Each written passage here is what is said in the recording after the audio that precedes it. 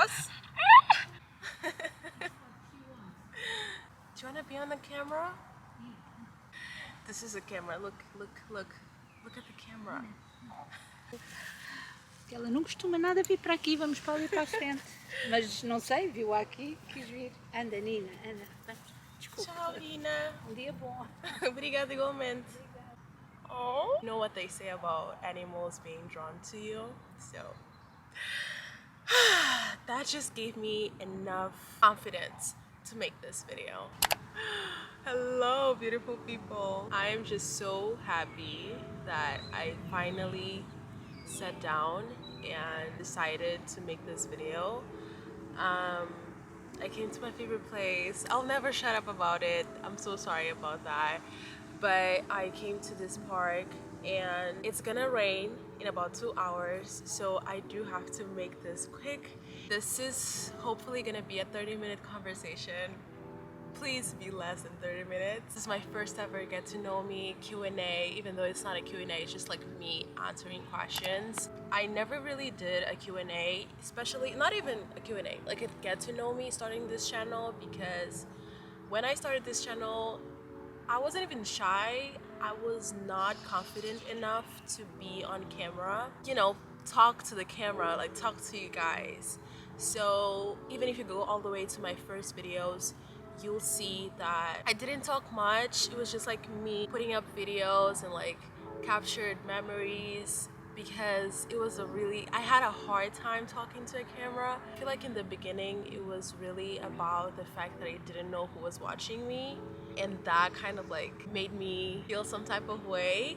But now I'm just like, okay, I don't know who's watching, but that's okay. But I know there are really cool people watching me, so I guess I'm doing for the cool people. This past 3 months, my YouTube has grown so much, and there's just a lot of new people here. And I feel like it gets to a point where, because there's not enough information about me on my channel, people or ask or assume. So I just wanted to move forward and kind of like make this video that's just been so long overdue, and I definitely need this video in my channel so that I can move forward with my content. You get what I'm saying? And hopefully it doesn't rain, but I do have 2 hours, so hopefully I'm gonna be done with this video in an hour if I stick to the plan. Okay, so I do have some notes. Don't mind me on my phone. I'm not ignoring you guys. Okay, I love you guys so much. So my name is Shelsea. Oh my god, I'm really doing this. I am 23 years old. I was born in Mozambique. I grew up in Mozambique with my mom and my dad, and I do have 2 half sisters that are older than me, and then a younger brother that is like 18 years old. We all lived together and we all grew up together. When I was 16 years old, my mom, she kind of like, I don't know where the idea came from, but she came up to me and she asked me what I thought about studying abroad. And at that time, I really didn't like the idea, because, you know, in Mozambique I really had my little group of friends. I had my little life. I was an athlete, so I was very much attached to like my, you know, my friends from the gym, from like athletics, you know. I already had my life there. So my mom came to me and she was like, oh, so you can go and study abroad in South Africa. And you know, I never thought about that as a possibility, because I was also the first person in my family to study abroad. So that was always like something that I was like, okay, but why? Why should I study abroad? Anyways, fast forward to 2016 December, we as a family decided that I was gonna be going to South Africa to study, and I was supposed to do grade 11 and grade 12, and that's like the senior years, like the last 2 years. Okay, the sun is sunning right now. That's the best I can do right now. So yeah, by the end of 2016, I moved to South Africa. You know, we grew up going to South Africa every month, because we did this thing where it was like family vacations every month. We'd go to South Africa. South Africa is like 5 hours from Mozambique. I knew the country, but I didn't know the city, and I didn't know how to survive by myself, because that's the other thing. Like, I grew up a tomboy. Yes, I was very much a tomboy, and basically I would always be with my dad, along with the girls at the kitchen. That sounds so pick me, but no, like I was never like in the kitchen or like doing like girl stuff. So moving abroad, it was a completely different world, because even when it comes to like cooking, I was very much lost. I didn't even know how to make rice for my life. But you know, I lived in South Africa for 2 years. I did grade 11 and grade 12. When I moved to South Africa, I could barely speak English. And it's crazy how I literally passed all my exams, all my tests from someone that did not speak English at all. I mean, I could say good morning and goodbye. I could do that. Like, studying in English is a whole different reality. But I was just like making it work. I was literally grinding, and my whole mindset was like, okay, I have this opportunity. I have to make it work. And also, I had Mozambican friends there, so honestly, South Africa was a great experience. The idea was for me to live in South Africa. Guys, I'm so sorry. This is gonna happen a little bit too much in this video because, well, I did apply for a university in Pretoria. The University of Pretoria. That was like my dream university, and I didn't get in. And because I only applied for that university, I pretty much had nowhere else to go. So I was just so stupid, because like I was just so delusional that I would get in just because it was my, you know, my goal. And I didn't get in, so I went back to Mozambique, and we kind of like started looking for universities all over the world. Whatever would accept me, I was down to it. So I got into a university in China. I applied for this university in China, but they only started school in September, and then I went there in February because I wanted to kind of like study the language first, even though my program was in English. I don't like to talk a lot about China or my experience there, because I don't want my experience to somewhat be a reason why someone wouldn't take such opportunity. But you know, I was 18 when I moved to China. I was still very shy, or like very reserved and or introverted, and because I was still like trying to figure out how I can survive with this abroad lifestyle, you know, being by myself and all of that, and like trying to keep up with the studies. China was not a great experience. I genuinely feel like I had to experience that, but it was not like the best moment of my life. No, I don't like to talk too much about it, but like, yeah, I've been to China. I lived in China for 6 months. It was great. I had some American friends. They were so cool. You know, they were just so hyped about the country, and well, I wasn't. If I have to explain it to you guys what exactly happened, basically in China, they are not used to seeing black people, and when they do see black people, they are very much wowed about it. And some people are wowed in a good way, and others are in a negative way. And I had the best of both worlds. I had the ones where people would literally ask to take pictures with me on the streets, and I had people that were literally just looking at me with disgust. So yeah, that's why I don't like to talk about China that much. Like, I loved my experience there. I did learn Mandarin. I did an exam. I passed the exam. You know, it was just like that thing in your life that you have to go through in order to see the world in a different way, or see your life in a different way. I definitely loved South Africa a little bit more, because I feel like that was a great growth opportunity that I had. Especially because I didn't speak English. Now I speak English so good that people actually think I'm American. Probably because of the way I talk, or like my lifestyle. I don't know. I do consume a lot of American stuff, and I did learn English with like American YouTubers, like watching people talk in English. and most of them were American, so probably the accent. But the fact that people actually think that I'm American is just like, it's really good, because that just shows how much of a progress I made in my English. Coming from someone that, you know, didn't go to English school. I did have English in elementary school and shit, but like it was just not in English where I could have a full-on conversation with a camera on a park talking about my life experiences. But so yeah, like I really value my experience in South Africa because that's where I learned English. And in China, that's where I learned a little bit more about the world and how I want to live my life.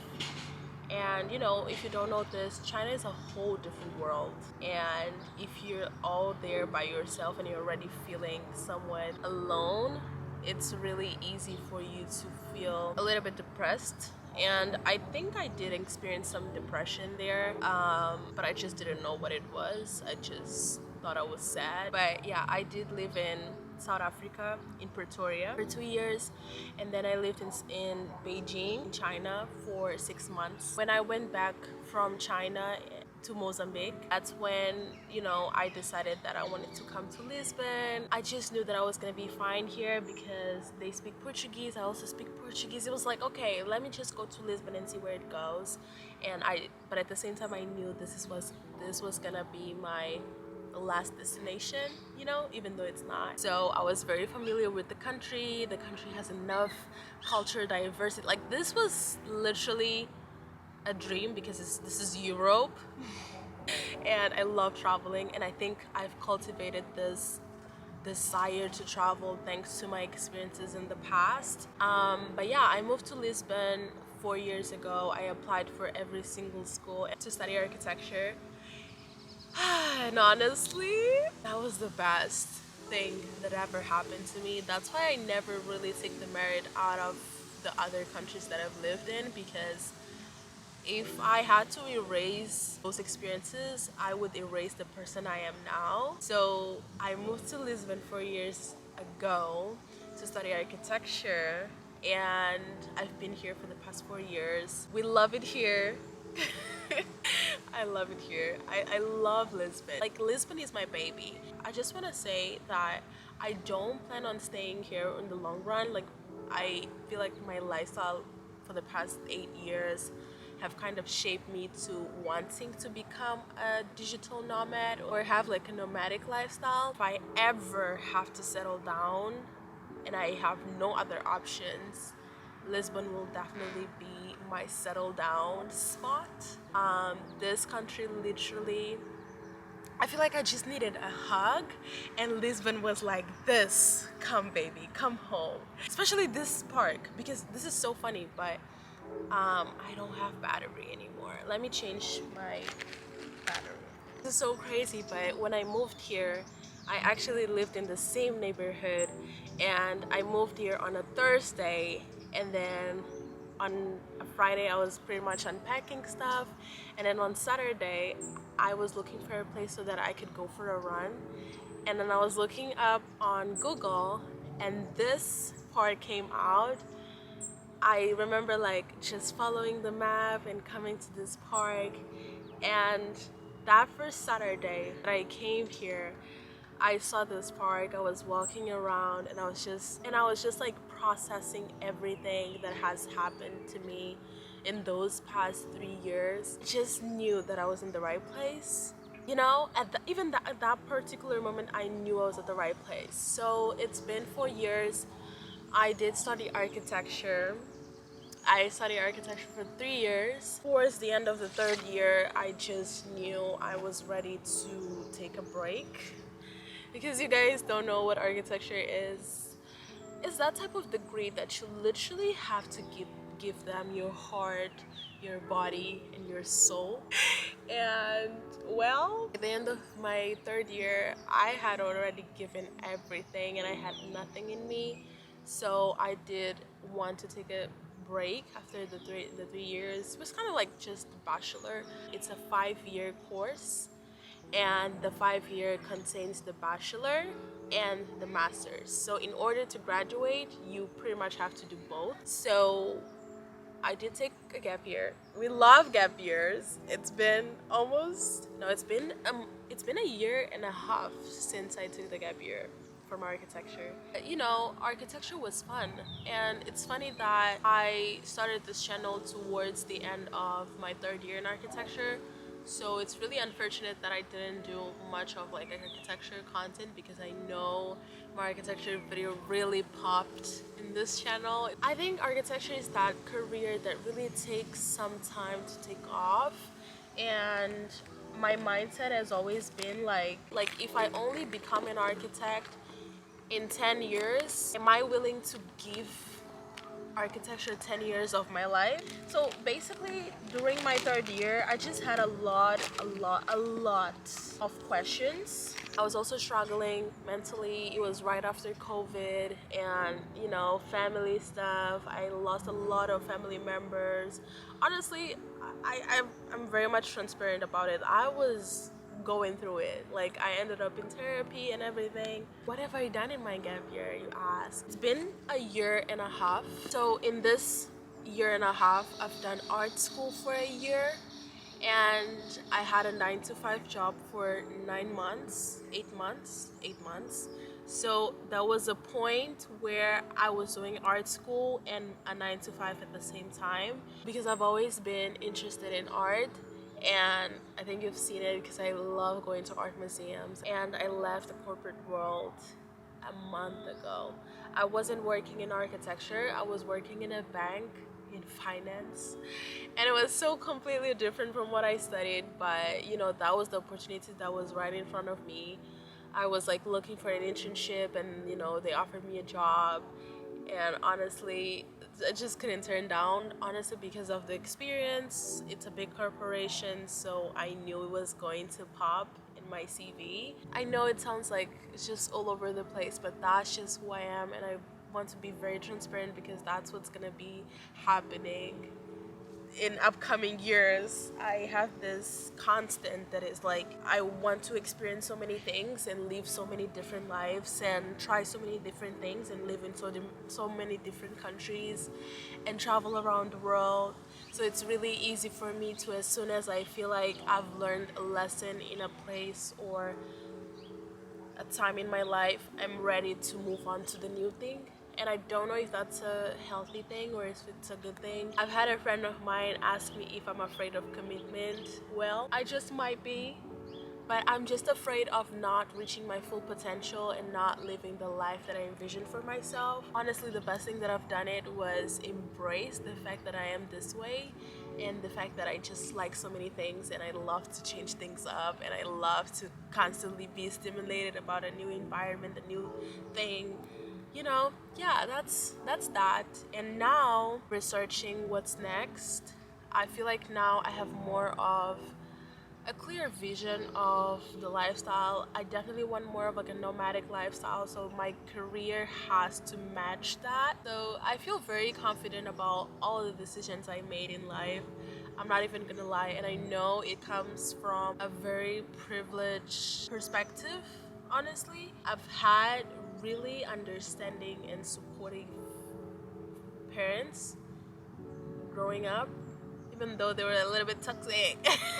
So they've always been very supportive and understanding, and I'm just so grateful for that. But it has been really hard to figure out exactly what I want out of life, because this past years I've just been in a survival mode where my I had so many responsibilities. I was 17, and you know, I had to have an adult lifestyle where I would wake up, go to school, you know, come home and then cook myself lunch and then dinner and do my homework and then clean the house.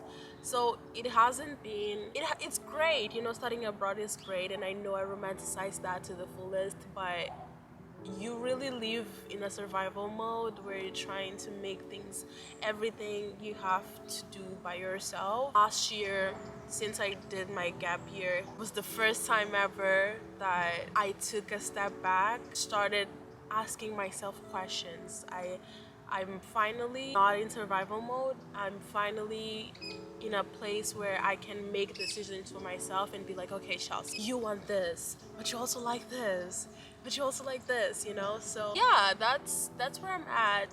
I just love the fact that I started this channel 2 years ago, and it was really towards the end of my third year of architecture and the beginning of my gap year, and I'm just so happy that I get to document that. I've decided to do this channel because I feel like I'm also sharing with you guys my journey on like finding myself, realizing who I am, you know, and all these different things that I'm trying. I've tried art school, I've tried a corporate job in finance, I've tried pottery, I've been able to travel by myself. So it's been a journey of self-discovery, and honestly, things are becoming clear with time, and I'm just so happy about it. And my dream is to live a nomadic lifestyle, and that's what I'm working towards. I know Mozambique will always be my home. My family is there, all my loved ones are there. I just don't love them enough to completely give up on my dream, that is like to travel and like live in completely different cities. And I hope one day I get to like backpack with a camera around the world. Not in all 197 countries. Hopefully, I get to do that in all the countries. But I really want to see the world in different perspectives, in different ways of being, of living, of speaking. That's just like a big dream of mine. I definitely want to have a nomadic lifestyle, even after I travel, because of course, like I'm not gonna travel for the rest of my life. I do want to have a very nomadic lifestyle. That's what I'm working towards now. That's what I am working towards, finding a career path that is very much digital. It doesn't necessarily have to be YouTube. Hopefully, it gets to be one day, but want to have that life where I get to live in different cities, in different stages of life. Years, like I get to just move around, and in that process of moving and seeing the world, I hopefully get to find a place to call home. I definitely think that Lisbon will always be my baby. I just know there is just so much to see. Like live in Paris and then live in Italy and study arts and maybe move to New York for a year. I don't know, guys. A girl can dream. A girl can dream. I think that's enough for today, and I'm just gonna act like this is my first ever video of this channel. I guess this channel is really about me documenting my journey on making all those dreams that I just talked about coming true. And hopefully one day you get to see me living those dreams and also be inspired to make your dreams happen too. And yeah, I'm just very I was just talking about my dreams, and I was just talking about my dreams, and the 111 just anyways, this video has been a long one. I've been here for the past 2 hours actually, but I'm really happy that I finally made this video. I think I've been resisting it, but I guess that's it, you know. I think it's about to start raining, and I definitely need to go back to the house and just chill. Today I have a day off.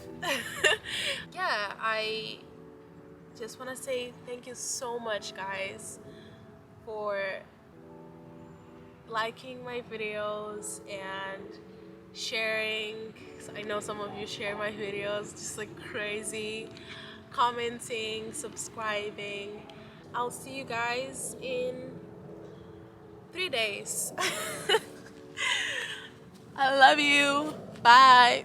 Because I've been here for 30 minutes and this shit just not. Oh, the things I do for the life I want. Ugh, it's crazy.